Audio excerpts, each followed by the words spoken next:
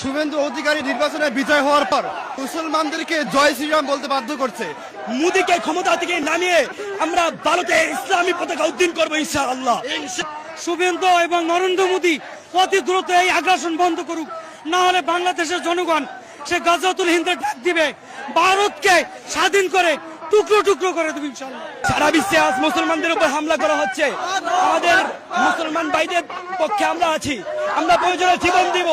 ভারত অভিমুখে মুফতি আমির মতো long March করবো, প্রতিবাদ করবো। ভারতের নির্বাচনের পর আমরা যে দেখতে পাচ্ছি যে পশ্চিমবঙ্গে শুভেন্দু অধিকারী নির্বাচনে বিজয় হওয়ার পর উগ্র হিন্দুবাদীরা মুসলমানদের উপর এমন আক্রমণ শুরু করেছে যে তারা ঘর লুট করছে, দোকানপাট লুট করছে এবং মুসলমানদেরকে জয় শ্রীরাম বলতে বাধ্য করছে।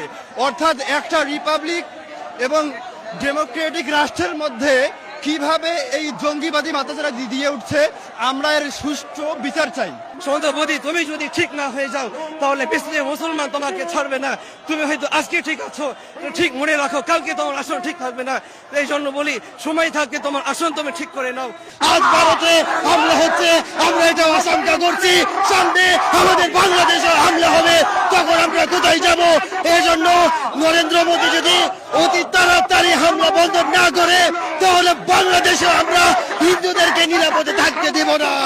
বিশ্ব তো মুসলমানকে খারাপ বানানোর চেষ্টা করে, আসলে বিশ্বের সবচেয়ে শান্তিপ্রিয় এবং যারা শান্তিতে বিশ্বাসী মুসলিম জনগোষ্ঠী, কিন্তু তাদেরকে উত্ত্যক্ত করলে পুরো বিশ্বকে আমরা দেখাই দেবো মুসলমান জাতি কি করতে পারে। যা 71 সালে করেছি, দ্বিতীয়বার করবো ইনশাআল্লাহ। সারা বিশ্বের সকল মানুষই জানে, মুসলিম যদি কোনো এক দেশে নির্যাতিত হয় তাহলে কোন দেশের মুসলমান সেখান চুপ থাকতে পারে না। কিন্তু আজকে বড় আফসোসের সাথে বলতে চাই, আমার দেশের সরকার আজ পর্যন্ত টু শব্দ করে নাই। তিনি কি মুসলমান না? তিনি কি মুসলমানের সন্তান না? শেখ জিয়া কি মুসলমান ছিলেন না? তাহলে তিনি কেন আজ পর্যন্ত মুসলমান হওয়া সত্ত্বেও সেই নরেন্দ্র মোদীর বিরুদ্ধে একটা টু শব্দ করে নাই? আজকে ভারতের মুসলমান নির্যাতিত, ফিলিস্তিনের মুসলমান নির্যাতিত, কিন্তু আমাদের দেশের সরকার টু শব্দ করে নাই। এই জন্য তাকে বলতে চাই, আপনি যদি মুসলিমের সন্তান হয়ে থাকেন, উম্মতে মুহাম্মদী হয়ে থাকেন, তাহলে অতি শীঘ্রই নরেন্দ্র মোদীর বিরুদ্ধে একটা আলোচনা করুন।